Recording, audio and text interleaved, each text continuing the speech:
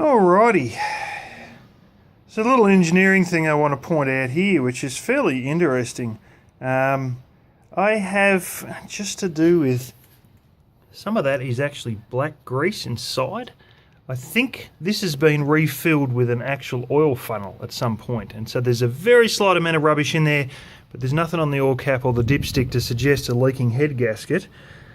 But I do suspect a radiator change, because some of these, it's not really tight. I try to tighten it. I don't know if it's just, it seems loose plastics with this, and they're also missing a screw.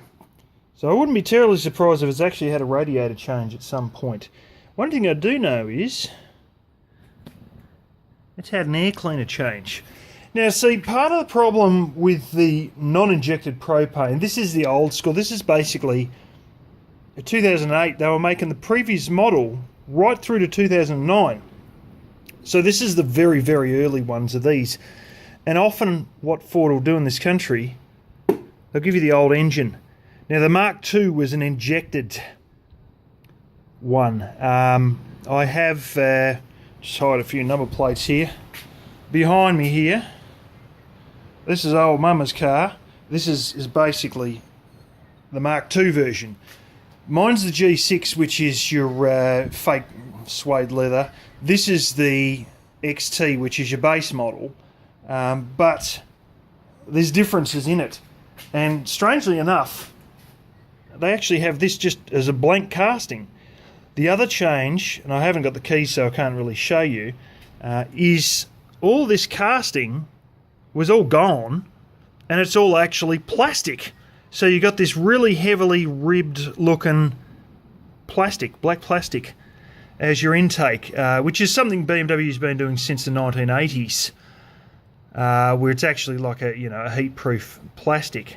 But of course this is the older engine, so yeah, we're still with the steel, and it's basically, this is effectively like taken in like a carburettor. And that's, your propane. Your propane decompresses inside there.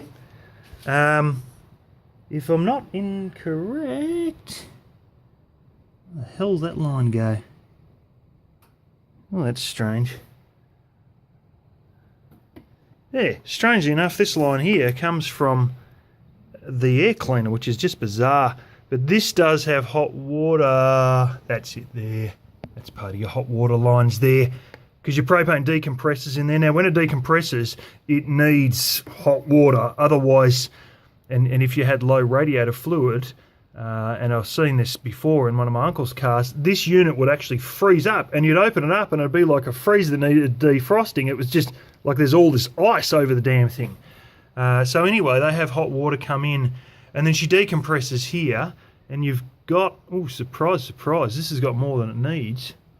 Holy smoke, usually they have one liquid propane line under the hood on this. Well, this actually has 1, 2, and then an actual decompressed propane line as well, all switching.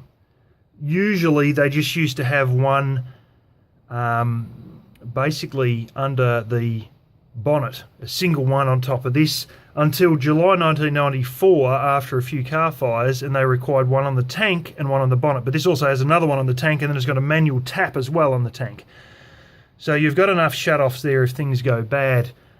But basically, once it's decompressed, back to the same sort of stuff that you would have coming out of the burner on your propane stove, it then goes through this line, but it decompresses in that unit there, which is actually, usually they're only about that thick. This is a thicker one.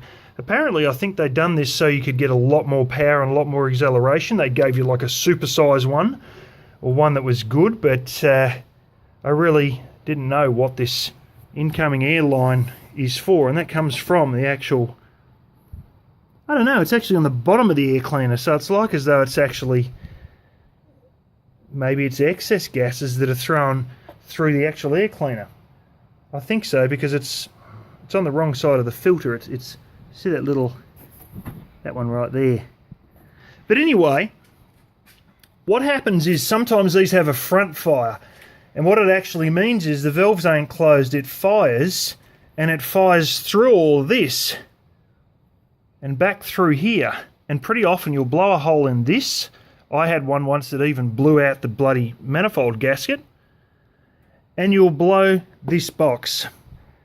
And also the filter too. It has like a little, just shitty sort of a spongy foam edging, and it'll tear the edging off, because that's the easier path, is just to tear the edging away from the actual paper filter.